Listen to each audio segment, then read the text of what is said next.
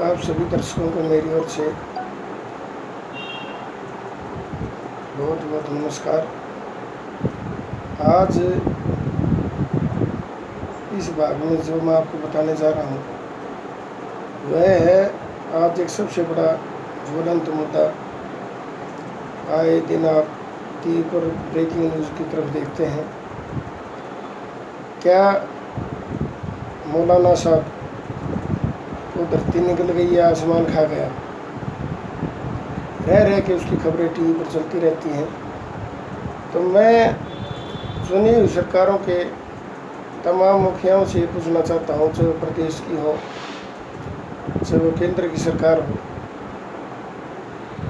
जो ये कहते हैं कि सब कुछ करने में हम सक्षम हैं, तो क्या आज आपको ऐसा नहीं लगता कि सरकारों के समानांतर सफ़ेद पोशों की, उनके ठेकेदारों की, बाहुबलियों की, धनबलियों की एक सरकार, चुनी हुई सरकार के समानांतर चल रही है?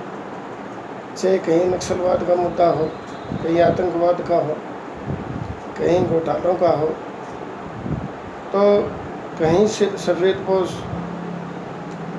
धनपति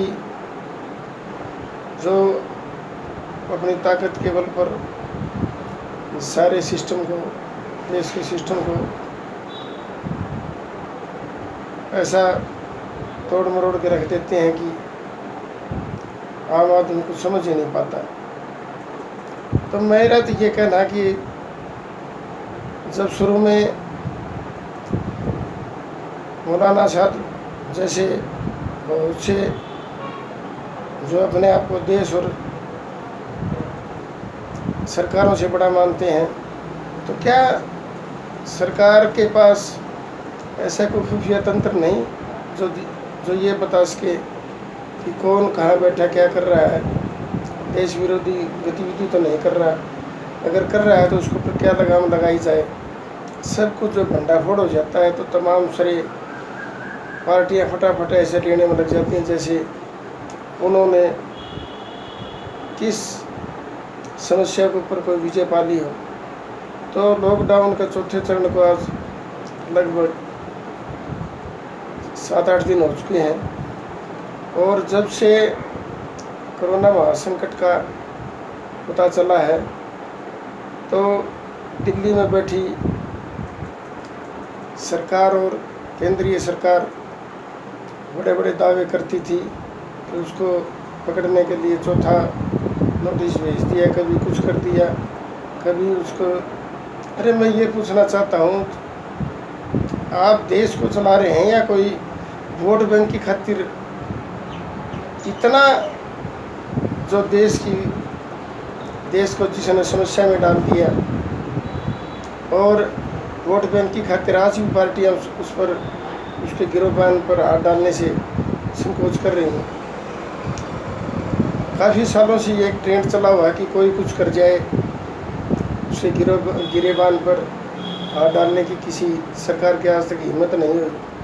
चाहे किसी ने बैंक घोटाले किए, चाहे कोई यहाँ से बड़े बड़े बैंकों को लूट कर, चाहे कोई हीरा व्यापारी हो, चाहे कोई किंगफिशर का जैसे मालिक हो, बड़े तमाम सफ़ेदपोश माफियाओं ने जमकर इस देश के पैसों को लूटा, उन पर कोई कार्रवाई नहीं हुई।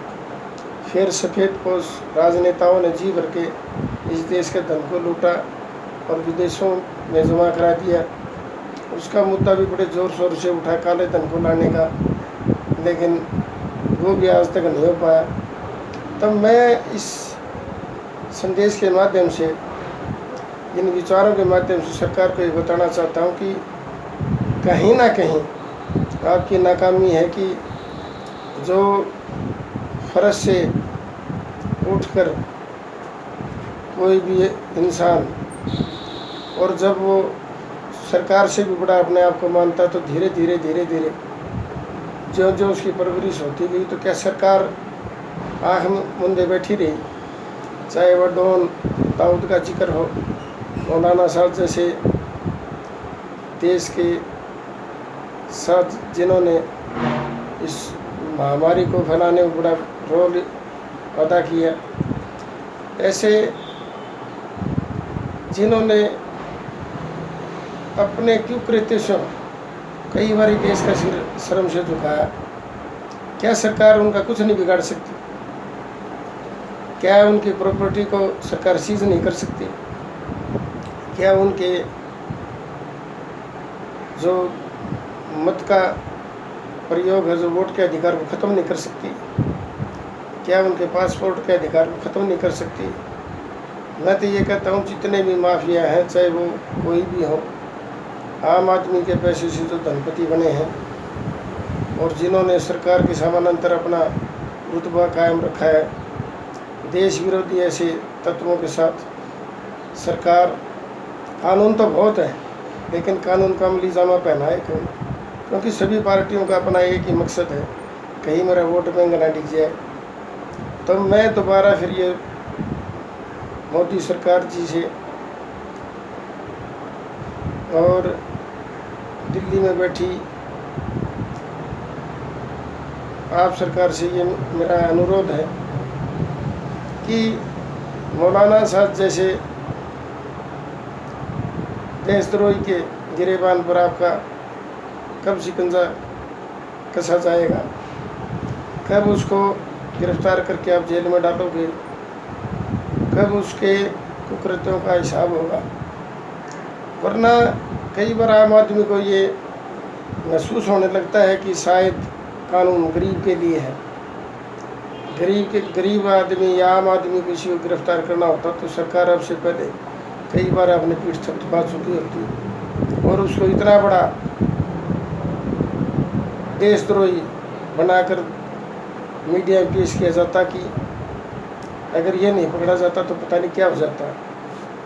तमाम ऐसे चेहरे जो आज तक 80 के दशक से लेकर आज तक जो समानांतर सरकारों को चलाते रहे, अंडरवर्ल्ड के डॉन हो, माफिया हो, ऐसे राजनेता जो भ्रष्टाचार के माध्यम से, धनबल के माध्यम से, बाहुबल के माध्यम से, जिन्होंने सरकार व कानून को कुछ नहीं समझा और देश की अस्मिता को और देश को कमज़ोर करने में जिन्होंने कसर नहीं छोड़ी।